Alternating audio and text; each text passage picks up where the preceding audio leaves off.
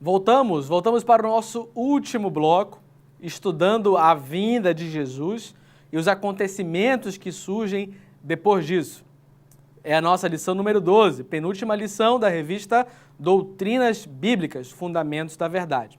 Nós estudamos a Bíblia e entendemos que isso é a fonte de verdade da nossa pregação, do nosso viver, da nossa regra de conduta. A sua palavra nos guia em tudo e em todas as coisas.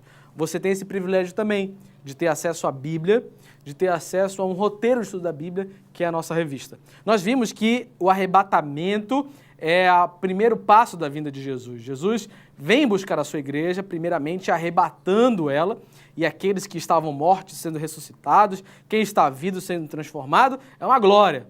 Mas, pense bem, se apenas quem vai subir para este momento de galardão e festa da celebração do Cordeiro é a igreja, e não é qualquer igreja, não é uma placa de igreja, tampouco o templo, é a pessoa que, em vida, reconheceu que é pecadora, reconheceu que precisa de Jesus e aceitou o sacrifício de Jesus como o único, exclusivo Senhor e Salvador, único e suficiente Senhor e Salvador da sua vida.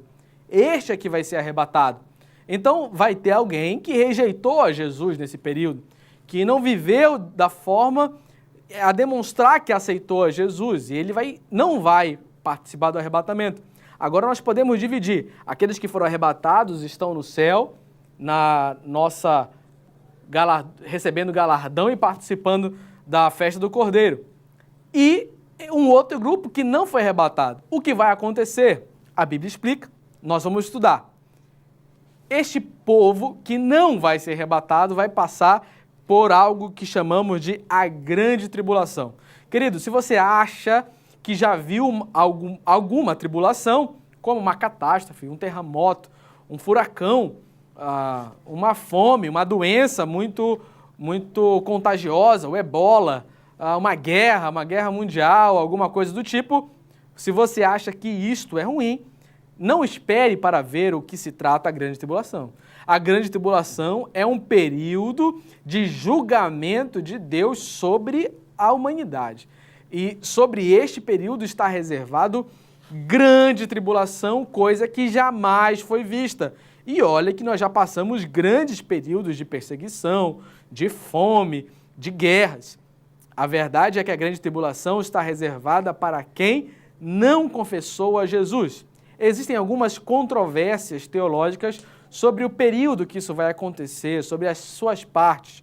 Para você conhecer, existe uma linha pré-tribulacionista, que crê que o arrebatamento da igreja será antes da tribulação. A tribulação inicia após o arrebatamento. A grande tribulação é um período de sofrimento e dor. Uma vez que a igreja, assim entendemos, não estará na terra, Satanás, através do falso profeta, da besta e do anticristo, ele vai governar, ele vai ser pleno no governo da humanidade. Mas da seguinte forma, ele vai requerer agora adoração. Não apenas influenciar, não apenas induzir ao erro, ele vai requerer ser adorado, porque essa é a ambição de Satanás, ser adorado como Deus é. E nisso ele distorce toda a verdade, ele corrompe toda a criação, esperando ser adorado. Na grande tribulação ele vai exigir, e todo aquele que não se submeter a adorar um ser maligno, que será o falso profeta, a besta e o anticristo, vai ser subjugado a uma pressão inimaginável. Por isso, a grande tribulação vai ser a perseguição e a distorção do propósito com o povo de Israel para este fim, adorar ao próprio Satanás. Só que metade deste período será de governo de Satanás sobre as nações que ficaram no arrebatamento. Agora haverá uma segunda metade desse período, que nós entendemos ser de 3 anos e meio, metade de uma semana ali de Daniel, que será de julgamento de Deus sobre toda esse governo de Satanás. Então virão os 7 selos, as 7 taças, os 7 castiçais, que irão julgar toda a humanidade. Então será um tempo de purificação, mas também de dor e de sofrimento. Aquele que conhece a verdade e viver na grande tribulação passará por grande luta para salvar a sua alma. Hoje é pela graça, na grande tribulação será pelo próprio sangue. Uma característica desse período será o governo satânico. Satanás terá liberdade para atuar. No primeiro momento, ele vai criar um ambiente próspero, um ambiente de paz, de aparente paz, porque ele vai solucionar e vai atrair a atenção do mundo para que todos reconheçam nele a solução dos problemas da sociedade. Imagine narcotráfico, tráfico humano, violências, guerras, ele irá solucionar, mas quando ele requerer autoridade, ele vai precisar lidar com a rejeição e isso ele vai perseguir. Queridos, a grande vitória do nosso Deus.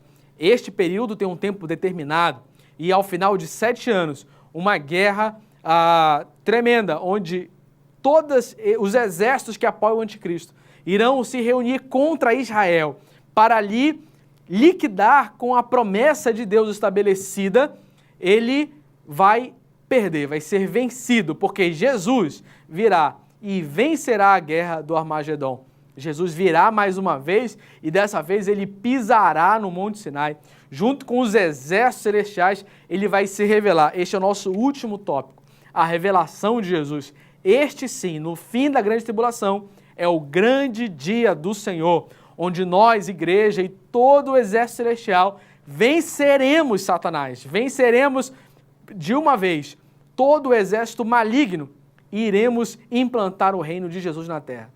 Querido, esta é a esperança da igreja, governar com Jesus, muito trabalho, muito amor, ao lado sempre do nosso Jesus, que virá para nos buscar e não haverá morte, não haverá dor, não haverá pranto e haverá vitória, poder na mão daquele que foi fiel, aquele que permaneceu até o fim, até com você, estaremos juntos no céu. Deus te abençoe, nos encontramos na próxima Escola Bíblica Dominical.